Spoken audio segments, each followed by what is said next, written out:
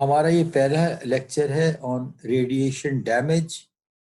और जिस तरह से आप इंट्रोडक्शन में भी देखेंगे कि रेडिएशन डैमेज और रेडिएशन इफेक्ट्स ये दो अलग अलग टर्म्स हैं और इन पे ये 6-7 लेक्चर्स की एक ये मॉड्यूल होगा। तो अगले 2 हफ्ते से थोड़े से ज़्यादा हम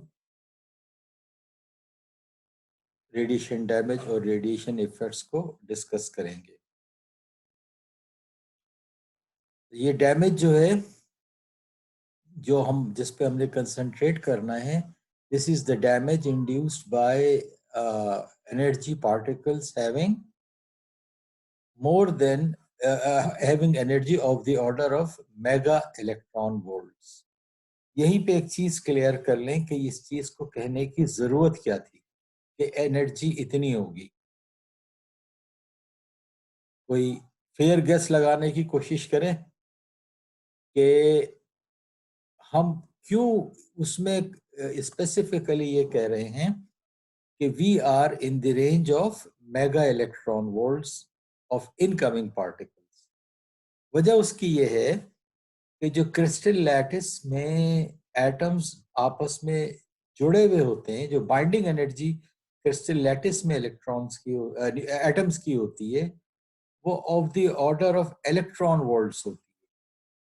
वो of the order of electron volts होती है, 20, 25, 50 इलेक्ट्रॉन वोल्ट्स। तो अगर इनकमिंग की एनर्जी उससे ऑर्डर्स ऑफ मैग्नीट्यूड ज्यादा है, तो फिर जो आने वाला पार्टिकल है, जो रेडिएशन है, जो वो डैमेज किस तरह का देगी। ठीक, आज हम जो इंट्रोड्यूस करेंगे, we will come up to the concept of displacement cascade. ठीक है, हम टर्मिनोलॉजीज को बेसिकली इंट्रोड्यूस करेंगे आज आहिस्ता आहिस्ता। तो जो रेडिएशन डैमेज कहाँ असर करेगा? अब रेडिएशन डैमेज एक पार्टिकल का है। पार्टिकल कौन सा है? हमारी केस में एक न्यूट्रॉन है। न्यूट्रॉन क्या है? एक एटम का भी छोटा सा हिस्सा है। न्यूट्रॉन एक एटम का भी छोटा सा हिस्सा है। और जिस डैमेज को हम डिस्कस करेंगे, जो डैमेज हम पे असर डालेगा, जो हमारे लिए इम्पोर्टेंट है, वो क्या है? वो है कि क्रिस्टल किस तरह डैमेज होगा, जिससे कि मेटल्स का स्ट्रक्चर क्रिस्टलाइन स्ट्रक्चर होगा। तो ये क्रिस्टल स्ट्रक्चर जो मेटल्स का है, इसको आने वाला पार्टिकल किस तरह डैमेज करेगा। Defects created in crystal structure. ठीक, और ये प्रोसेस जाहिर है कि जब ये एटम्स क्रिस्टल में जहाँ बैठे, उस स्केल पे अगर हम जा रहे हैं, तो हम किस स्केल पे जा रहे हैं? हम ऑलमोस्ट एटॉमिक स्केल पे जा रहे हैं, या माइक्रो स्केल लिखा हुआ है। माइक्रो और मैक्रो को डिफ्रेंशिएट करने के लिए माइक्रो लिखा है, हकीकत में तो ये होगा नैनो स्केल, बल्कि एंगस्ट्रम्स का scale, fraction of a nanometre. इस स्लाइड का टाइटल है डैमेज और इफेक्ट।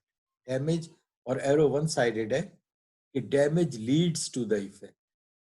डैमेज क्या है? डैमेज वो चीज है जो कि आने वाला पार्टिकल इस क्रिस्टल के अंदर क्रिएट कर दे।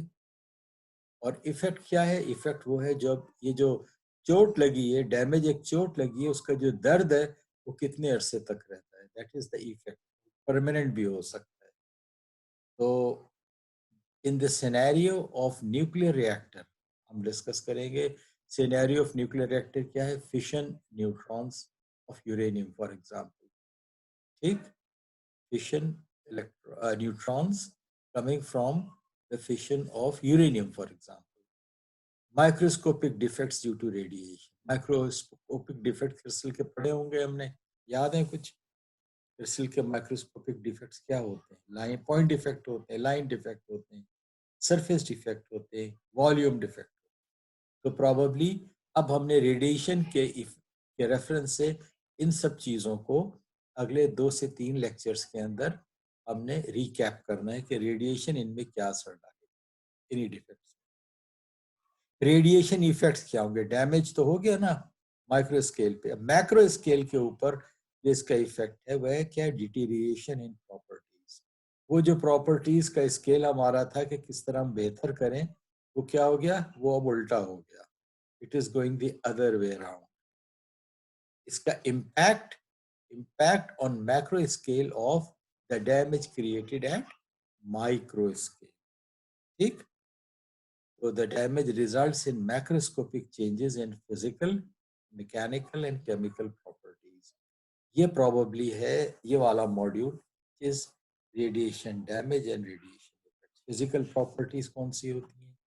Density होती है, conductivity होती है, और हीट ट्रांसफर फॉर एग्जांपल होता है, ये फिजिकल प्रॉपर्टीज हैं।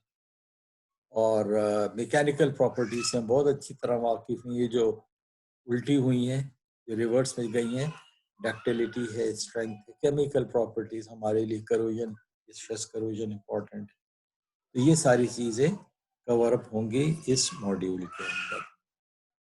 दूसरी चीज, ये इंटरेस्टिंग चीज है, तो किस तरह चीजें रिलेट होती हैं देखिए। Damage takes place of the order of 10⁻⁻11। ये कौन सा स्केल है? -11।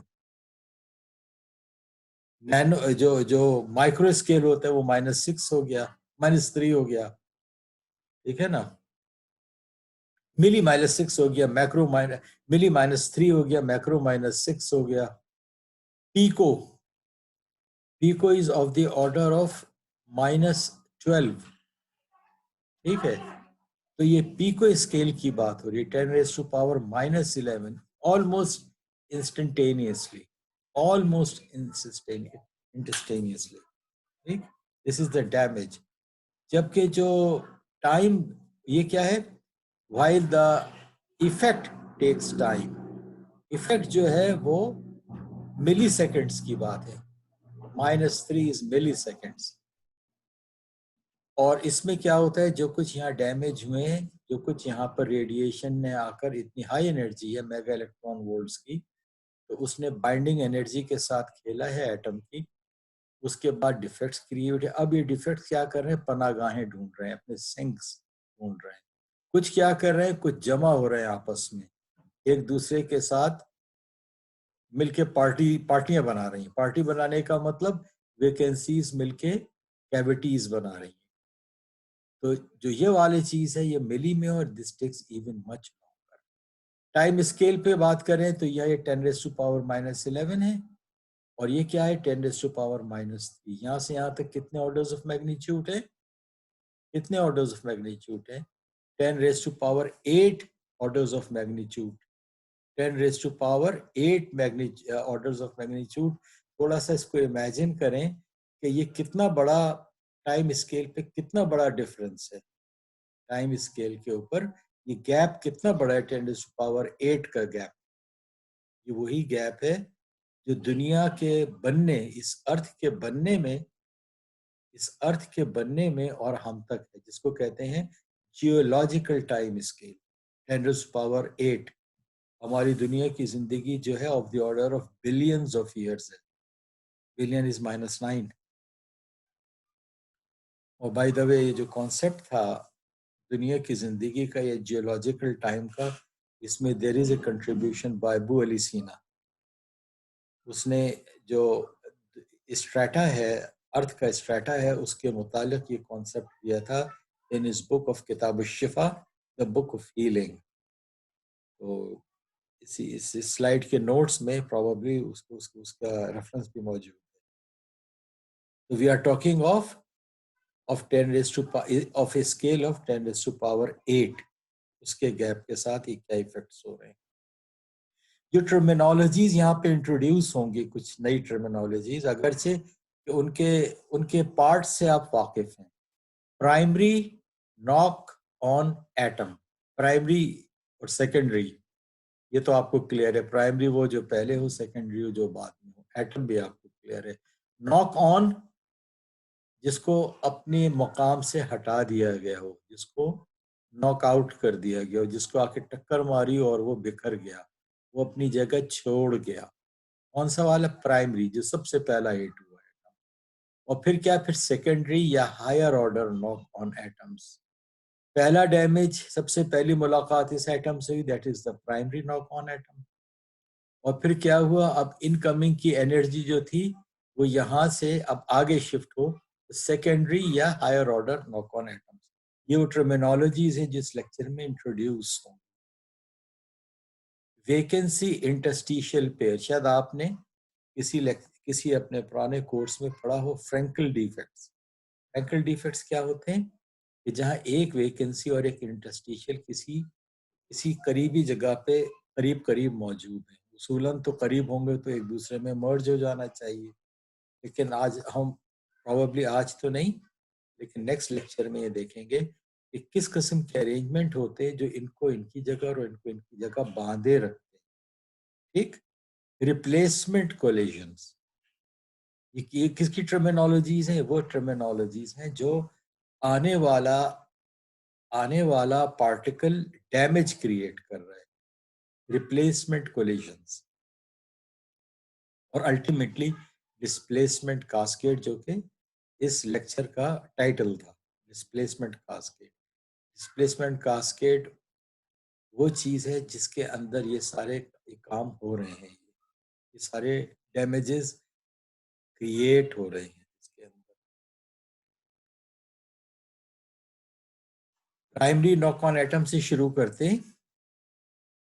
प्राइमरी नॉक ऑन एटम से शुरू करते हैं कि the binding energy of atoms, atoms की जो बाइंडिंग एनर्जी है, जैसे हमने कहा, of the order of electron volt से। ठीक, और जो आने वाले की पार्टिकल की एनर्जी है मेगा इलेक्ट्रॉन वोल्ट से।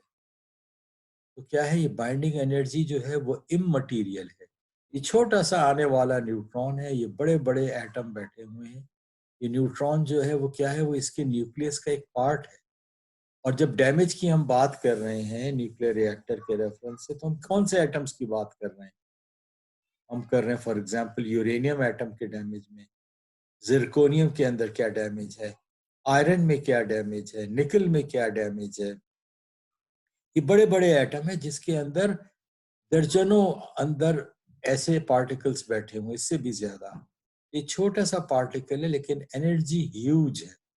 तो जब आके ये पहले एटम को जो यहाँ था, जब उसको टकराएगा तो क्या होगा, ये एटम अपनी जगह छोड़ देगा, इससे जाके हिट करेगा नॉक ऑन एटम, जिसके लिए टर्म पी के ए इस्तेमाल होती है, प्राइमरी नॉक ऑन एटम। तो ये अपनी जगह छोड़ देगा और ये कहीं दूर जाएगा। फिर ये क्या करेगा, ये फिर बाकियों से टकराता फिरेगा और फिर जहां इसकी एनर्जी खत्म होगी वहीं रुक जाएगा।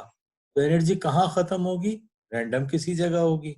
रैंडम जगह कौन सी होगी? तो इंटरस्टिशियल साइट होगी। लॉन्ग स्टोरी शॉर्ट, अपने लेटेस्ट साइट से इसको हिला दिया गया और जाके किसी इंटरस्टिशियल साइट पे जहां एनर्जी खत्म हुई वहां ये बैठ गया। तो this is primary knock on atom, ये इसकी किस्मत। न्यूट्रॉन क्या है? वो छोटा सा पार्टिकल है जिसको पता, यानी जिस वक्त इसकी एनर्जी खत्म होगी तो इसकी अहमियत भी खत्म हो जाएगी। न्यूट्रॉन को कौन पूछेगा इतने ज्यादा एटम्स में, जबकि न्यूट्रॉन किसी एक एटम के एक छोटे से हिस्से के बराबर है। तो न्यूट्रॉन ने अल्टीमेटली गायब हो जाना है। आइडेंटिटी इसकी कोई नहीं है, इसकी सिर्फ एनर्जी है।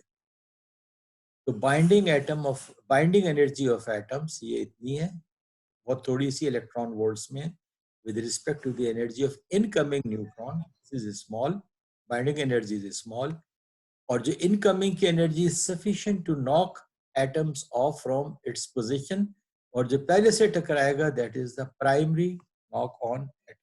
ठीक, knocked on atoms फिर क्या करेंगे ये? अब इसके पास एनर्जी आ गई है ना, बैठे बिठाए जब ताकत मिलती है तो क्या होता है? विरासत मिलती है बैठे बिठाए बगैर मेहनत के, क्या होता है? ये भी सर टकराता फिरेगा। Knocked on atoms subsequently hits other atoms, a large number। फिर ये क्या करेगा, वहां वहां सर टकराएगा जहां जहां पॉसिबल है, यहाँ तक के बैठ जाए, यहाँ तक कि इसकी एनर्जी खत्म हो जाए। एंड डिस्प्लेस, जो जिससे टकराएगा उसको डिस्प्लेस करेगा पहले की तरह, अपनी तरह, before coming to rest at an interstitial position. क्यों इंटरस्टिशियल पोजिशन? इसलिए कि इसने कोई सेलेक्टिव तो नहीं होना, जहां एनर्जी खत्म हो जाएगी इसकी, इसने रुकना है वहां पे। क्रिएटिंग क्या चीज? वेकेंसी इंटरस्टिशियल या फ्रैंकल पेयर। जिसको अपनी जगह से हिला था तो वेकेंसी क्रिएट हुई, जाके बैठा इंटरस्टिशियल साइट पे, और अब वैकेंसी वैकेंसी डिफरेंस कोई नहीं है, इंटरस्टिशियल इंटरस्टिशियल डिफरेंस कोई नहीं है। तो यहाँ इसने जगह से जिन जिन जिनको हिलाया है वहाँ वैकेंसीज हैं, और जिनको हिलाया था जहाँ वो बैठे हैं वो इंटरस्टिशियल हैं। तो क्रिएट क्या हुआ हमारे पास, फ्रैंकल पेयर्स क्रिएट हो गए, और atom is considered displaced, obviously displaced. Clear है बात? if atom is in proximity to a vacancy and occupies it, अच्छा ये भी तो हो सकता है ना, बाय चांस इसको जहां एनर्जी इसकी खत्म हो वहां कोई वैकेंसी सक कर ले इसको, अगर ऐसा होगा तो दिस इज रिप्लेसमेंट कोलिजन। जो टर्मिनोलॉजीज हमने पिछली स्लाइड में लिखी थी उनमें से एक टर्मिनोलॉजी थी रिप्लेसमेंट कोलिजन। अगर इत्तेफाक से इसको कोई डिसलोकेशन कहीं कोई वैकेंसी मिल गई है और ये वहां जाके बैठ जाएगा तो फिर this is A replacement collision. इसने एक रिप्लेस कर दिया, कोलिजन जरूर हुई लेकिन इसने रिप्लेस कर दिया है खाली साइड पे और अपनी एक लेटेस्ट साइड पे जाके बैठ गया। जहां कोई सवाल हो कर लीजिएगा क्योंकि ये कॉन्सेप्ट सारे नए हैं आपके लिए, इंतजार न कीजिएगा। ठीक है, हमने जो अब तक देखा है वो क्या देखा है कि energy of the incoming is order of mega electron volts, binding energy in electron volts, so high probability of primary knocked on atom followed by higher order. अब ये नहीं होगा, प्रोबेबिलिटी क्या है कि जो पहले हिला था अपनी जगह से उसने बाकियों को भी हिलाना ही हिलाना है, इसकी ज्यादा प्रोबेबिलिटी। ठीक, coming to the concept of displacement cascade, जो प्राइमरी नॉक्टर्न एटम है it will displace a number of higher order knock on. ये दूसरे को हिट करेगा उसको कहेंगे सेकेंडरी, तीसरे को करेगा उसको कहेंगे टर्शियरी, ठीक, एंड सो ऑन। इस तरह जो प्राइमरी नॉक्टर्न एटम था वो टकराता फिरेगा एटम से और कई एटम्स को अपनी जगह से हिला देगा, कई एटम्स को हिला देगा। और क्या करेगा, अब हर एटम हिला रहे हैं ना, तो न्यूट्रॉन हमारे पास ये जो नीली लाइन है ये क्या है, ये इनकमिंग न्यूट्रॉन, छोटा सा है, ये नजर भी नहीं आ रहा। यहाँ ये जो हर गोला है ये एटम एक है जो अपनी साइड पे बैठा है, और उसके बाद ये अपनी साइड्स हैं इनकी। जो नीली लाइन है this is the path of the neutron, और अब इसने जो प्राइमरी जिसको सबसे पहले हिलाया था आके वो क्या है, उसकी जो पाथ है वो क्या है, वो है सेकेंडरी।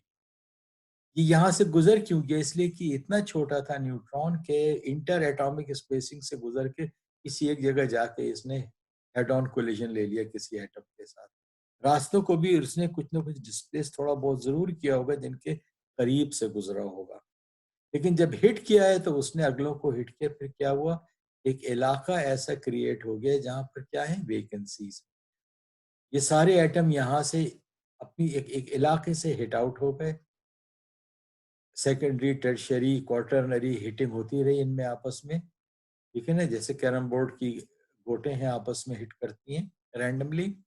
और फिर ये एटम कहाँ गए, ये एटम को जहां जगह मिली वहां जाके ये जो डार्क फिल डॉट्स हैं ये अब जाके इंटरस्टिशियल बन गए, ये जाके जहां जगह इनको जगह मिली बैठ गए। तो ये वैकेंसीज की जगह और ये इंटरस्टिशियल्स की जगह, ये सारी जगह क्या है, ये हमारा डिस्प्लेसमेंट कास्केड। एक और चीज है, कॉन्सेप्ट देख लें, डेफिनेशन शायद बाद में होगी, कि ये स्ट्रक्चर क्या है, ये वाला स्ट्रक्चर क्या है आपको जो यहाँ नजर आ रहा है, ये वाला स्ट्रक्चर, ये एक लैटिस है, परफेक्ट लैटिस है, ठीक है ना, परफेक्ट लैटिस है। जब हम गर्म करते हैं मटेरियल को नॉर्मल हालात में, अभी रेडिएशन को भूल जाइए, तो क्या होगा, ये एटम्स हिलेंगे अपनी जगह से, ये हिलते हैं तो ये कुछ डिस्टरबेंस पैदा होती है। फिर क्या होता है, मेल्टिंग पॉइंट के करीब पहुंचते हैं तो ये ऑर्डर ड्रास्टिकली रैंडमाइज हो जाता है। मेल्टिंग क्या होती है, जहां कोई साइट किसी की साइट ना रहे, कोई मकाम किसी का कोई मकाम ना रहे, ये सब रैंडमाइज हो जाए, वही तो मेल्टिंग होती है। तो आपको नजर आ रहा है कि यहाँ वही सूरत हाल है, बल्कि मेल्टिंग से भी ज्यादा। आया ये मेल्टिंग है या ये डेंस गैस है, तो इस जगह के लिए ये टर्म्स भी इस्तेमाल कि this is something very similar to a liquid condition. Atoms उस तरह से रैंडमाइज हैं, उस तरह से डिसऑर्डर्ड हैं, उस तरह से अपनी साइट्स छोड़ चुके हैं, लेटेस्ट साइट की कोई मायने नहीं है। ऐसी एक स्पाइक आई है एनर्जी की जिसने लोकलाइज कोट अनकोट मेल्टिंग कर दी, या कोट अनकोट इनको डेंस गैस में क्रिएट, डेंस इसलिए कि बहुत करीब करीब है, गैस इसलिए कि आपस में दूसरे से बिल्कुल ला ताल्लुक है, क़यामत का मंजर है, माँ को नहीं मालूम औलाद कहाँ है। This is the model which was proposed by Berkman. और जो कुछ मैंने डिस्कस किया टर्मिनोलॉजी सारी बर्कमैन ने नहीं दी थी, लेकिन ओरिजिनल मॉडल बर्कमैन का था। बेसिकली क्या है, हम coming back to our topic which is displacement cascade, जो ये प्राइमरी और सब्सिक्वेंट नॉक्ड ऑन एटम्स का कॉन्सेप्ट है। This process results in a large number of vacant sites, जो जहां जहां से गुजर रहे है उसकी विसिनिटी में बहुत सी वेकेंट साइट्स क्रिएट हो गई हैं। और क्या है यहाँ पर, इज ए कॉन्ग्लैमरेशन, ये टर्म देख लीजिए, अच्छी टर्म है ये, कॉन्ग्लैमरेशन। कॉन्ग्लैमरेशन क्या है, एक ऐसा मजमुआ जिसमें कि हर किस्म की चीज मौजूद हो, एक ऐसा ग्रुप जिसमें भांत भांत के लोग मौजूद हो, जो टिपिकल एक पॉलिटिकल पार्टी में होती है, ठीक है ना। हर किस्म की सीट के लिए खड़ा करने के लिए लोग मौजूद होते हैं उसके पास। कॉन्ग्लैमरेशन एक ऐसा ग्रुप जिसमें के मैनी डिफरेंट डिस्टिंक्ट आइटम्स जो हो वो ग्रुप टुगेदर हो जाए, तो this is a conglomeration of defects, जिसको हम कहते हैं डिस्प्लेसमेंट कास्केड। ये कॉन्ग्लैमरेशन ऑफ डिफेक्ट्स, अगेन मैं इस पे आ रहा हूं कि डिफेक्ट्स हमने पढ़े, कौन से डिफेक्ट्स हमने पढ़े, पॉइंट डिफेक्ट पढ़े, लाइन डिफेक्ट्स पढ़े, वॉल्यूम डिफेक्ट्स पढ़े, सरफेस डिफेक्ट्स पढ़े। तो यहाँ हर किस्म का डिफेक्ट मौजूद है, और ये डिफेक्ट्स किस तरह अरेंज्ड है, क्या ये बिल्कुल रैंडम है जैसे नजर आ रहे हैं, नहीं, इनके अंदर भी एक ऑर्डर है। और यही चीज हमारी है जो टॉपिक होगा डैमेज मैकेनिज्म का या रेडिएशन डैमेज का इन नेक्स्ट टू वन और टू सब्सिक्वेंट लेक्चर्स इंशाल्लाह। ठीक, तो टर्म अच्छी है ये, कॉन्ग्लैमरेशन ऑफ डिफेक्ट्स है ये, रेडिएशन डैमेज। ठीक,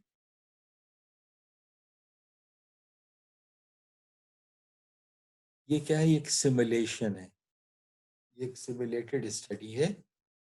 हम जो आपको पीएस नजर आ रहा है लिखा हुआ, दिस इज पिको सेकंड, किसी ने सिमुलेट किया है कि हम बिल्कुल स्टार्ट में एक ये एनर्जी पार्टिकल आके किसी एटम को इसने हिट किया। जब इसने एटम को हिट किया तो क्या हुआ, एनर्जी अब इनकमिंग से ट्रांसफर हुई है इस एटम को। इसके अंदर जो एटम साइट्स पर हैं वो नहीं दिखाए हुए, सिर्फ वो दिखाए हुए जो कि डिस्प्लेस्ड है। Atoms on lattice sites are not shown, या हर लैटिस साइट पे एटम मौजूद हैं, सिर्फ जो दिखाए हुए वो हैं जो अपनी साइट्स छोड़ चुके हैं।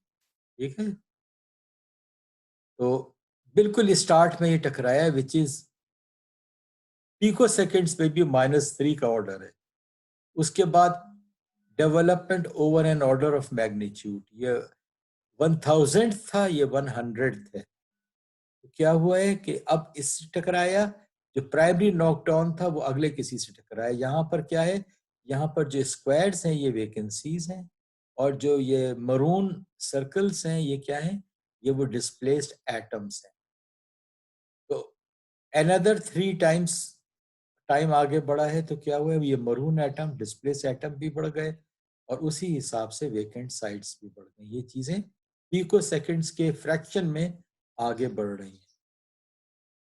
ये प्रोसेस जैसे जैसे पार्टिकल्स का नंबर बढ़ता जा रहा है, हर एक पार्टिकल फिर ये अपने डिफेक्ट्स अलग अलग क्रिएट करता जा रहा है। प्राइमरी नॉक्ड ऑन एक था, सेकेंडरी 2 थे, टर्शरी उससे ज्यादा हुए, क्वार्टरनरी उससे ज्यादा हुए, हर एक अब अपनी अपनी डिस्प्लेसमेंट कर रहा है। ठीक है ना,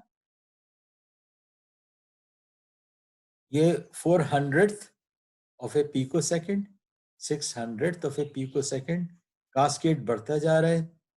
अब हम आगे 10th of a pico second, और यहाँ क्या है, अब हम आगे of the order of a pico second. ठीक, यहाँ से यहाँ तक टाइम स्केल 10 टाइम्स जब बढ़ गया तो क्या हुआ, और करें डिफेक्ट डेंसिटी में क्या नजर आ रहा है, कंपेयर करें जरा, यहाँ से यहाँ क्या फर्क है। डिफेक्ट बड़े थे ना यहाँ पे, यहाँ क्या हो रहा है, डिफेक्ट्स कम हो गए।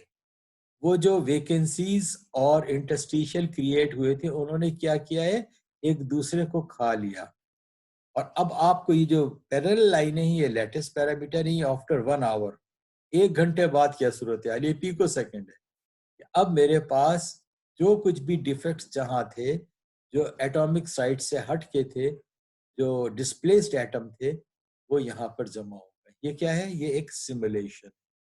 आइए एक और सिमुलेशन देखते हैं। तो ये वो, सॉरी, इससे पहले कि हम अगली सिमुलेशन पे आए, these are the survival of defects. Survival of defects क्या है? इसमें से सिर्फ एक 1% आर लेफ्ट, बाकी सब एक दूसरे में मर्ज हो गए। यही सारी चीजें जो हमने अगले 3-4 लेक्चर्स में देखी। Survival of defects only 1%, most of them they Anil of, वो एक दूसरे में पुरसुकून हो गए, इंसिच्यू, अपनी ही जगह पे करीबी करीब, due to proximity of defects and sinks. ठीक, डिफेक्ट और सिंक्स एक ही इलाके में आसपास थे, तो विद इन पिको सेकेंड्स वो गायब हो गए और अल्टीमेटली ये बच गया। ये है मोलिकुलर डायनामिक्स की सिमुलेशन। एक है, एक इनकमिंग पार्टिकल हमने लिया on computer, kilo electron volts में उसकी एनर्जी है, और एक गोल्ड लैटिस के ऊपर उसको हमने बम्बार्ड कराया है। तो फ्यू एटॉमिक लेयर्स इसकी थिकनेस है, और इतने एटम्स हम यहाँ कंसिडर कर रहे हैं। ये जो एटम्स हैं इस वक्त क्या है? ये अपनी जीरो स्टेट में है एनर्जी की, ये अपनी एनर्जी की जीरो स्टेट में। और यहाँ पर जो कलर का डिफरेंस है वो आपको एनर्जी बता रहा है। ये नीला रंग, ये वाला रंग जो है, ये बता रहे हैं इनके पास कोई एनर्जी नहीं है, यानी जो स्टेबल एनर्जी है वही है। और ये टाइम स्केल पे यहाँ से नजर रखनी है आपने। हम कहाँ पर हैं? हम इस वक्त 0 पिको सेकेंड, स्टार्ट यहाँ पे हो रहा है। एक पार्टिकल, ये प्रोजेक्टाइल जो है घुसा, अब सिस्टम में घुसा है, और ये स्नैपशॉट है एट 0 टाइम। ठीक, यहाँ हमारे पास टाइम कौन सा है? 0.2 पिको सेकेंड्स का। जो ये पॉइंट, विद इन 0.2 सेकेंड जो चीज यहाँ घुसी थी, उसने क्या किया है? Primary, secondary, tertiary, knocked on and subsequent knocked of effect से इतनी एनर्जी ट्रांसफर की है, और इतने एटम्स जो है अपनी जगह से डिस्प्लेस हो गए। ट्रांसफर ऑफ एनर्जी कितनी ज्यादा हुई है एटम्स में, ठीक है ना? आप ये जो कलर डिफरेंस है, ये आपको एनर्जी डिफरेंस बता रहे हैं। हम कहा है मैक्सिमम हम इस रेंज में है एनर्जी, ठीक है? मैक्सिमम हम इस रेंज में of hundreds of electron volt. इस केस में जो मैक्सिमम एनर्जी है वो अराउंड 80 इलेक्ट्रॉन वोल्ट। ये किसमें? 0.2 pico seconds, 0.2 pico seconds. 5 electron volts यहाँ मैक्सिमम एनर्जी, इन 0.2 से 0.7 पिको सेकेंड। क्या है कि जो मैक्सिमम एनर्जी कम हो गई, लेकिन एक डिस्प्लेसमेंट कास्केड एक ह्यूज क्रिएट हो गया। ह्यूज डिस्प्लेसमेंट कास्केड है जो अपनी डायमेंशंस फैलाता जा रहा है। और क्या चीज गौर की आपने? आप ये देखें कि ये इनके सेगमेंट्स बन गए हैं। एक ये इलाका है डिस्प्लेसमेंट कास्केड का, एक ऑलमोस्ट ये इलाका है, एक यहाँ इलाका डेवलप हो रहा है लोकली। इतना हाई एनर्जी वाले ये है, एक हाई एनर्जी ये है, इधर हाई एनर्जी है। और चूंकि यहाँ से घुसा था तो यहाँ पिको सेकंड ज्यादा गुजर गए, तो यहाँ एनर्जी अभी ट्रांसफर हुई है, यहाँ डिसिपेट हो गई एनर्जी। यह एनर्जी कम होती जा रही है, यह एनर्जी अभी अलाइव है। और ये आप देख रहे हैं ये कैसे high energy particles shoot out हो रहे हैं, ये शूट आउट हो रहे हैं। गुड। 10 पिको सेकेंड्स, एक ऑर्डर ऑफ मैग्नीट्यूड हम आगे बढ़ गए। चीजें अब क्लियर कट, हमारे पास एक डिस्प्लेसमेंट का ये ग्रुप है, और एक ये डिस्प्लेसमेंट कास्केड का एक ये ग्रुप। 55 पिको सेकेंड्स, ठीक है ना? कितना था यहाँ पे? 10 था, 5 टाइम्स से बढ़ गया टाइम। चीजें क्या हुई? चीजें गायब हो गई। Maximum energy is 0। अब सारे एटम जो है वो अपनी एनर्जी गंवा चुके हैं। All energy has been dissipated over large area. एक पार्टिकल एंटर हुआ था, एक पार्टिकल एंटर हुआ था। अब ये चीजें क्या रह गई हैं? At the end, point and line defects दे रहे। अल्टीमेटली सारे डिफेक्ट्स जो थे, उन्होंने क्या किया? अपने आप को किसी पैटर्न में रीअरेंज कर लिया। ठीक, जैसे मैंने कहा कि ये पैटर्न कैसे बनते हैं, ये हमने अब देखना है। एक दफा ये देख लें कि ये बाइंडिंग एनर्जी क्या चीज है। एटम जो हिले हैं अपनी जगह से, उनकी बाइंडिंग एनर्जी को हमने ओवरकम किया है ना। तो बाइंडिंग एनर्जी का कॉन्सेप्ट को देख लें कि एक है by average, average binding energy, average या average displacement threshold. Displacement threshold, threshold वो है कि वो कट ऑफ एनर्जी है, कट ऑफ एनर्जी। थ्रेशोल्ड का मतलब कट ऑफ एनर्जी, जिसको कि एटम को मिलेगी तो फिर वो डिस्प्लेस हो जाएगा। मिनिमम एनर्जी जो उसको मिलेगी उससे वो डिस्प्लेस हो जाएगा। एक क्रिस्टल स्ट्रक्चर है, फॉर एग्जाम्पल टंगस्टन है मेरे पास। अब टंगस्टन क्या है, टंगस्टन परफेक्ट क्यूबिक नहीं है। अगर परफेक्टली क्यूबिक ये नहीं है तो क्या है कि एक क्रिस्टलोग्राफिक डायरेक्शन में इसकी बाइंडिंग एनर्जी कुछ होगी, दूसरे केस में कुछ होगी, फर्क होगी ना। तो एक इसकी क्या है, एक इसकी होगी मिनिमम बाइंडिंग एनर्जी, जहां सबसे कम होगी बाइंडिंग, तो वो टंगस्टन की मिनिमम बाइंडिंग एनर्जी है। दूसरी क्या होगी कि मैं सारे क्रिस्टलोग्राफिक ओरिएंटेशंस में एनर्जीज को लूं और उनका मैं एवरेज ले लूं, तो वो ये होगी। ठीक। और हर एटम की इसी तरह होगी, हर क्रिस्टल स्ट्रक्चर की इसी तरह होगी कि एक किसी डायरेक्शन में इनकी मिनिमम एनर्जी होगी। ठीक। तो एक है ये मिनिमम बाइंडिंग एनर्जी और दूसरी है एवरेज बाइंडिंग एनर्जी, ई एवरेज और ई मिनिमम। कि अगर इतनी मिल जाएगी तो कम से कम जिनकी एनर्जी सबसे कम है वो अपनी जगह छोड़ देंगे, विच इज अराउंड 25। और ये क्या है, ये है कि अगर मुख्तलिफ ओरिएंटेशंस में जो बाइंडिंग एनर्जी है ये उनका एवरेज है। क्या नजर आ रहा है आपको? आपको ये नजर आ रहा है कि सबकी एक जैसी नहीं होती, अगरचे कि ऑफ द ऑर्डर ऑफ 25 हम एज्यूम करते हैं इनको, मिनिमम बाइंडिंग एनर्जी को। लेकिन हम ये देख रहे हैं कि जिनका मेल्टिंग पॉइंट ज्यादा है उनकी बाइंडिंग एनर्जी ज्यादा है। कोई लिंक है आपस में? मेल्टिंग पॉइंट क्या होता है? यही तो होता है ना कि एक सॉलिड लैटिस के अंदर मैं कितनी एनर्जी दूं कि ताकि जो उनके एटम्स हैं वो एक दूसरे से दूर हो जाएं, वो लिक्विड में कन्वर्ट हो जाएं। तो इनका आपस में मेल्टिंग पॉइंट का बाइंडिंग एनर्जीज के साथ लिंक। दूसरा लिंक किसके साथ है कि ये जो टंगस्टन है ये बैठा किस लैटिस में है। अगर ये ऑक्साइड में बैठे हैं, फॉर एग्जांपल एल्यूमिनियम, तो बाइंडिंग एनर्जी कुछ और हो। एल्यूमिनियम लैटिस में बैठे हैं तो कुछ और हो। ये मैं क्यों ले रहा हूँ ऑक्साइड्स को? इसलिए कि हमारे पास जो फ्यूल है वो यूरेनियम ऑक्साइड है फॉर एग्जांपल, या हमने ऑक्साइड्स को कहीं ना कहीं इस्तेमाल करना है अपने मुख्तलिफ जो मेरे न्यूक्लियर मटीरियल्स हैं उनको। तो इस स्लाइड पे प्रॉबली हम यहाँ तक डिस्कस करते हैं आज, क्योंकि हमारा टाइम, होपफुली हम towards the end of the time होंगे इस वक्त। तो यहाँ तक कोई सवाल है आपका? किसी का सवाल है यहाँ तक? No sir. चलिए, ये जैसे मैंने कहा कि ये कॉन्सेप्ट्स नए हैं, तो कोई तकल्लुफ नहीं कीजिएगा अगर आप इसको रीकैप करें और कोई नया सवाल आपका हो। यहाँ से हम फिर टेकअप करेंगे अपने नेक्स्ट लेक्चर। ठीक। और नेक्स्ट लेक्चर जो है वो